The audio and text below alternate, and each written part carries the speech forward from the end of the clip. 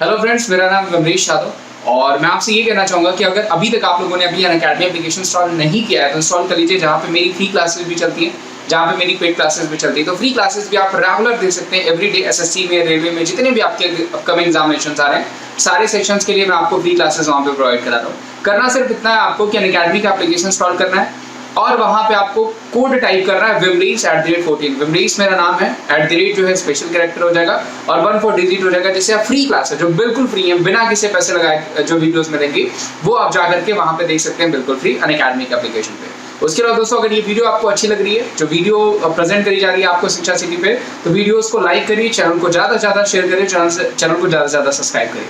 चलिए वीडियो देखते हैं। नमस्कार, स्वागत है आप सभी का शिक्षा सिटी के यूट्यूब चैनल में। दोस्तों, हमने जो टेस्ट सीरीज स्टार्ट की हुई है उसके पार्ट 16 को आज के इस वीडियो में हम कवर करेंगे। तो चलिए वीडियो को स्टार्ट कर लेते हैं और देख लेते हैं कि आज का हमारा जो पार्ट 16 है इसमें हमने कौन कौन से इम्पॉर्टेंट जीके, जीएस और करंट अफेयर्स के प्रश्नों को सम्मिलित किया हुआ है। तो चलिए वीडियो को शुरू करते हैं। पहला इम्पॉर्टेंट प्रश्न हमारा है, भारत का जो पहला एक्वा मेगा फूड पार्क है वह कहाँ पर स्थापित किया गया है। सुपर इम्पॉर्टेंट प्रश्न। तो भारत का जो पहला एक्वा मेगा फूड पार्क है यह स्थापित किया गया था आंध्र प्रदेश में। तो राइट आंसर आपका हो जाएगा आंध्र प्रदेश। इसके साथ ही हमारी प्रेजेंट टाइम में जो फूड प्रोसेसिंग मिनिस्टर हैं, जो खाद्य प्रसंस्करण मंत्री, वो हैं हरसिमरत कौर बादल। तथा ये न्यूज़ में क्यों चल रही हैं, क्योंकि इन्होंने अपने पद से इस्तीफा दे दिया। आप याद देखिएगा, हरसिमरत कौर बादल इनका नाम है। हरसिमरत कौर बादल ये कौन है, तो ये कौन है, तो ये थी खाद्य प्रसंस्करण मंत्री तथा इन्होंने अपने पद से हाल ही में इस्तीफा दे दिया है। तो इसे भी आप ध्यान दीजिएगा। इसके बाद अगला इंपॉर्टेंट प्रश्न हमारा कह रहा है, पैन का पूरा नाम आपको बताना है कि जो पैन कार्ड होता है उसी का पूरा नाम आपको बताना है।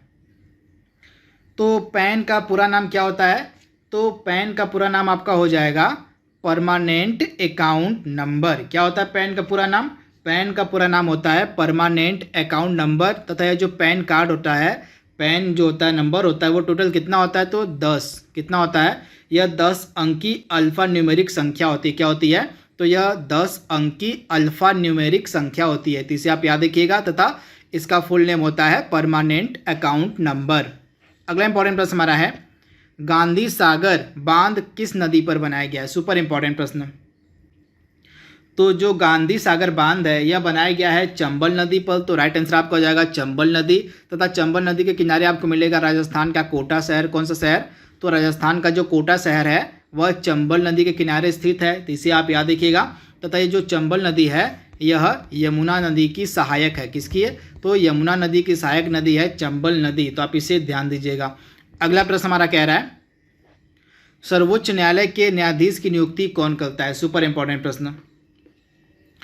तो सर्वोच्च न्यायालय के न्यायाधीश की जो नियुक्ति है राष्ट्रपति के द्वारा की जाती है। कौन से आर्टिकल के तहत, तो आर्टिकल 124 के तहत जो है सुप्रीम कोर्ट के मुख्य न्यायाधीश की जो नियुक्ति है वह भारत का प्रधानमंत्री करता है, भारत का राष्ट्रपति करता है। तो राइट आंसर आपका हो जाएगा ऑप्शन बी। तथा वर्तमान में हमारे मुख्य न्यायाधीश कौन है, चीफ जस्टिस ऑफ इंडिया कौन है, तो S.A. बोबडे जो हैं ये वर्तमान में हमारे क्या हैं, तो हमारे प्रेजेंट टाइम में CJI हैं। क्या है, तो चीफ जस्टिस ऑफ इंडिया हैं। अगला प्रश्न हमारा है, निम्न में से किस संविधान संशोधन का संबंध पंचायती राज व्यवस्था से है। सुपर इंपॉर्टेंट प्रश्न। तो इसमें से कौन सा जो संविधान संशोधन है इसका संबंध पंचायती राज व्यवस्था से है।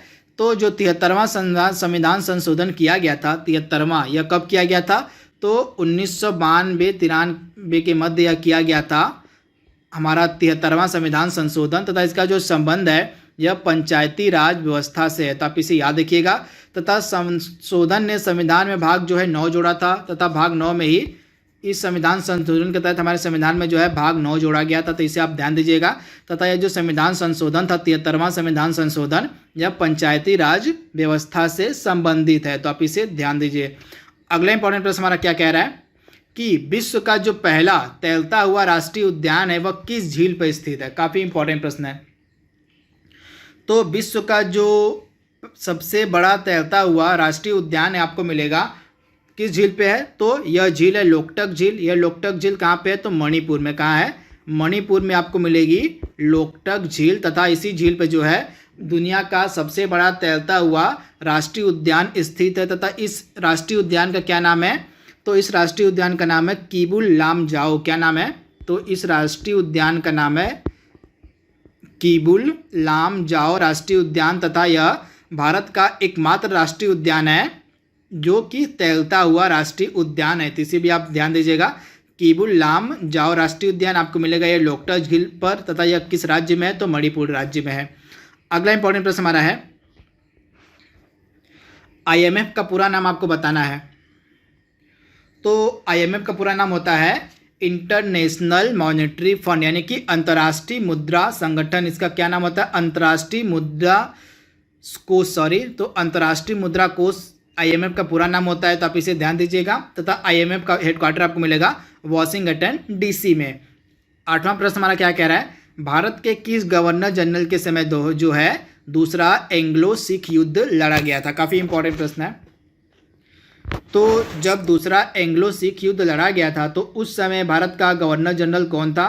तो इसका राइट आंसर आपका हो जाएगा लॉर्ड डलहौजी, यानी ऑप्शन जो इसका बी बिल्कुल सही है।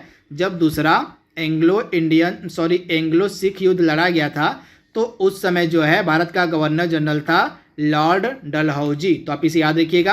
तथा यह जो लॉर्ड डलहौजी था इसके द्वारा डॉक्ट्रिन ऑफ लैप्स, आप याद रखिएगा, मैंने आपको बताया था जो डॉक्ट्रिन ऑफ लैप्स का सिद्धांत है, डॉक्ट्रिन ऑफ लैप्स जिसको हिंदी में आप कहते हैं व्यपकत का सिद्धांत, यह भी लॉर्ड डलहौजी के द्वारा ही शुरू किया गया था। अगला प्रश्न हमारा है, जो ओणम त्यौहार है यह किस राज्य में मनाया जाता है? तो जो ओणम त्यौहार है यह आधिकारिक रूप से केरल का त्यौहार है। तो राइट आंसर आपको हो जाएगा केरल। अगला इंपॉर्टेंट प्रश्न हमारा है, सरस्वती सम्मान किस क्षेत्र में दिया जाता है? तो जो सरस्वती सम्मान है यह आपको पता होना चाहिए, यह साहित्य के क्षेत्र में दिया जाने वाला सम्मान है।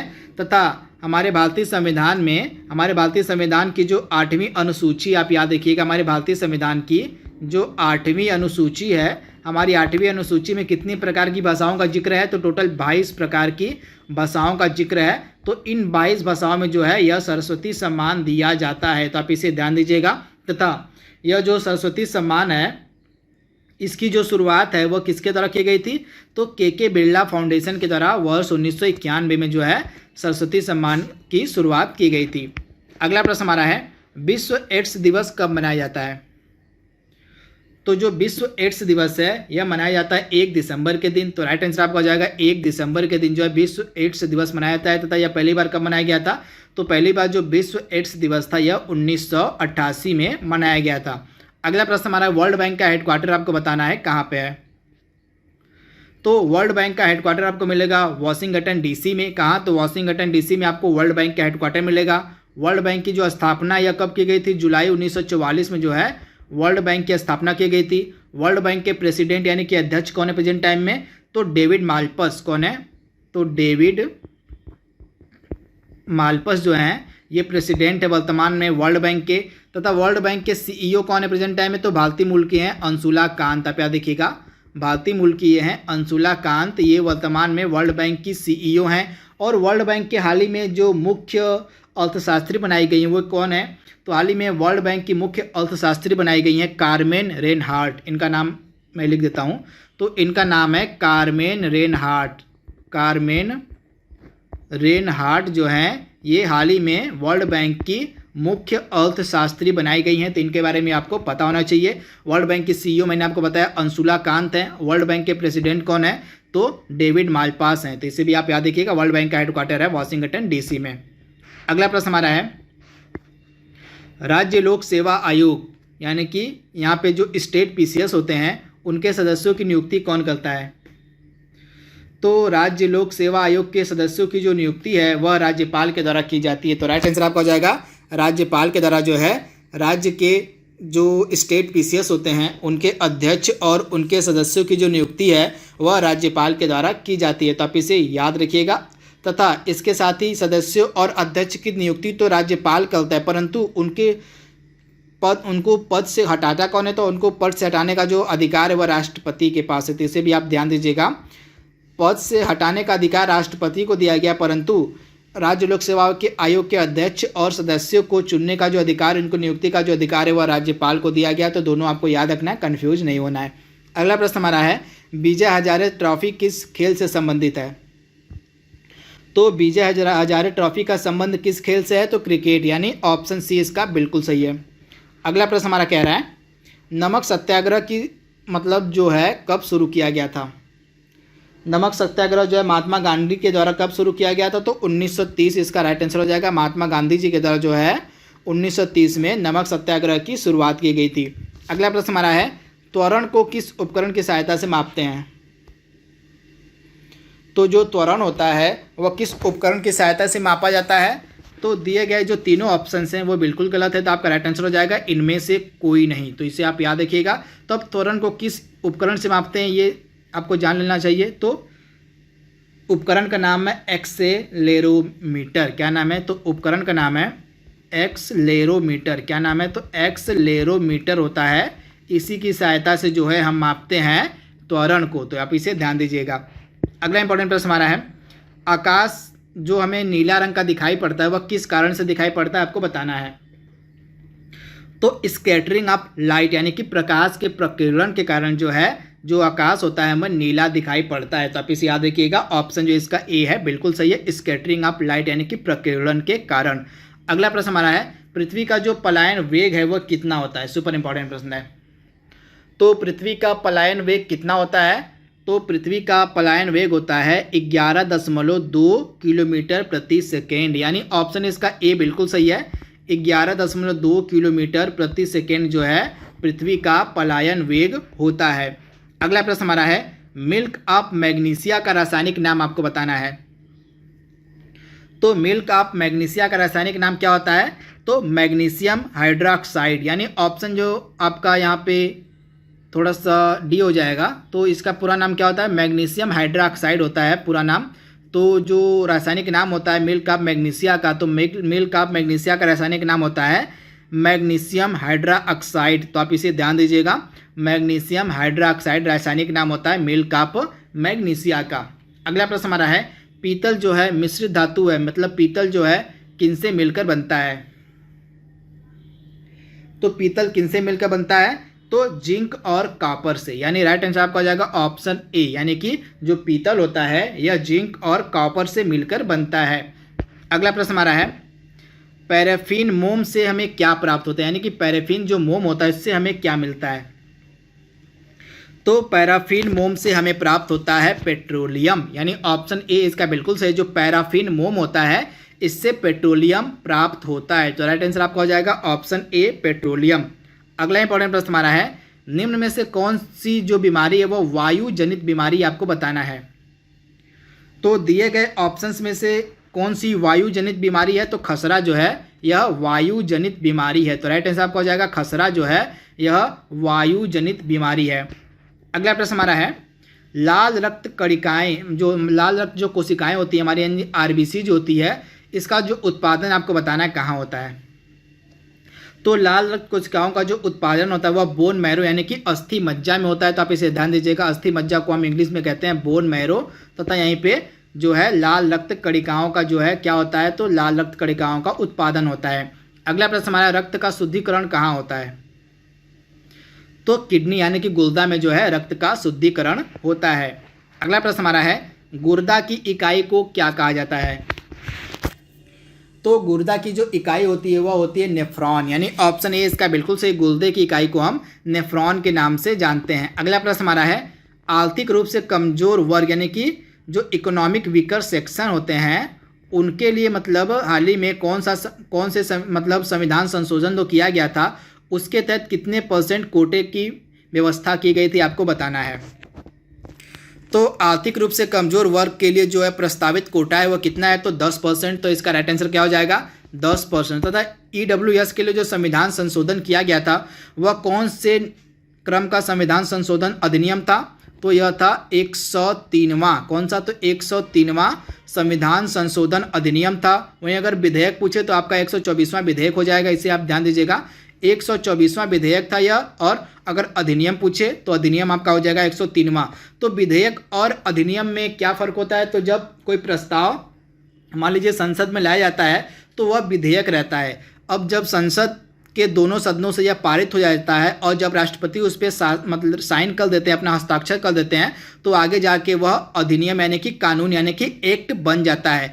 तो दोनों आपको याद रखना है। जो EWS के लिए जो संविधान संशोधन प्रस्ताव पारित किया गया, मतलब जो विधेयक था वह था 124वें नंबर का विधेयक था, और जब यह कानून बन गया तो यह बन गया संविधान संशोधन अधिनियम कौन से नंबर का, तो 103वें नंबर का। तो आपको दोनों पता होना चाहिए, तथा इसमें EWS के लिए 10% आरक्षण की व्यवस्था की गई है। अगला प्रश्न हमारा है, महिलाओं के यौन शोषण पर प्रतिबंध लगाने वाला पहला भारतीय राज्य कौन सा है। तो महिलाओं के यौन शोषण पर प्रतिबंध लगाने वाला भारत का पहला राज्य था गुजरात, यानी ऑप्शन जो बी है इसका बिल्कुल सही। गुजरात जो था भारत का पहला राज्य था जिसके द्वारा जो है महिलाओं के यौन शोषण पर जो है प्रतिबंध लगाया गया था। तो आप इसे ध्यान दीजिएगा। अगला प्रश्न हमारा है, हाल ही में विश्व का पहला तैरता हुआ परमाणु संयंत्र कहाँ खोला गया है। काफ़ी इंपॉर्टेंट ये भी प्रश्न है। सॉरी, इसके आंसर में थोड़ा सा मिस्टेक है। इसका राइट आंसर आपका हो जाएगा, जो महिलाओं के यौन शोषण पर प्रतिबंध लगाने वाला जो पहला राज्य था वह था जम्मू और कश्मीर। क्या हो जाएगा इसका आंसर, तो जम्मू कश्मीर हो जाएगा, JNK हो जाएगा। तो सॉरी फॉर द मिस्टेक, इसका राइट आंसर आपका हो जाएगा जम्मू कश्मीर राज्य पहला था जिसने महिलाओं के यौन शोषण पर प्रतिबंध लगाया था। तो आप इसे ध्यान दीजिएगा। इसके बाद अगला प्रश्न हमारा क्या है, हाल ही में विश्व का जो पहला तैरता हुआ परमाणु संयंत्र खोला गया था वह कहाँ पे खोला गया है। तो भारत का जो मतलब विश्व का जो पहला तैरता हुआ परमाणु संयंत्र खोला गया था रूस में खोला गया था। तो राइट आंसर आपका हो जाएगा रूस था। इस परमाणु संयंत्र का नाम क्या रखा गया था, तो अकादमिक, इसका नाम थोड़ा सा बड़ा है, अकादमिक लोमोनोसोव। क्या नाम था, लोमोनोसोव। तो यह विश्व का पहला तैरता हुआ परमाणु संयंत्र था जो रूस में खोला गया। आप इसे ध्यान दीजिएगा। अगला प्रश्न हमारा है, ज्ञानपीठ पुरस्कार 2019 से किसे सम्मानित किया गया है। तो ज्ञानपीठ पुरस्कार 2019 से किसे सम्मानित किया गया था, तो अक्कितम अच्युतन नंबूदरी, यानी राइट ऑप्शन हो जाएगा ऑप्शन ए आपका बिल्कुल सही है। जो अक्कितम अच्युतन नंबूदरी थे इनको 2019 के ज्ञानपीठ पुरस्कार से सम्मानित किया गया था। वहीं 2018 का जो ज्ञानपीठ पुरस्कार था यह दिया गया था अमिताभ घोष को। तो दोनों आपको याद रखना है, 2019 का दिया गया था नंबूदरी को और 2018 का दिया गया था अमिताभ घोष को। तो आप इसे ध्यान दीजिएगा, दोनों में से कोई एक आपके एग्जाम में पूछा जा सकता है। अगला प्रश्न हमारा है, मिस यूनिवर्स 2019 कौन चुनी गई हैं। तो मिस यूनिवर्स 2019 कौन बनी है, तो जोजी बीनी टुंजू, यानी राइट आंसर आपका हो जाएगा ऑप्शन ए, जो जूजू बीनी टुंजू हैं ये मिस यूनिवर्स 2019 चुनी गई हैं, वो चुनी गई हैं। वहीं 2018 की अगर हम बात करें तो कैटरीना ग्रे जो हैं यह 2018 में चुनी गई थी मिस यूनिवर्स। तो इसे आपको याद रखना, दोनों 2019 में कौन चुनी गई हैं, तो जोजी बीनी टुंजू, और 2018 में कौन चुनी गई हैं, तो कैटरीना ग्रे। तथा ये जो कैटरीना ग्रे हैं किस देश की हैं, तो फिलीपींस की रहने वाली हैं। तो आप इसे ध्यान दीजिएगा। तो दोस्तों यहाँ पे हमने पार्ट 16 को पूरे विस्तार में कवर कर लिया है। जल्दी मिलेंगे हम इसके अगले भाग में, तब तक के लिए thank you, thanks for watching, thank you.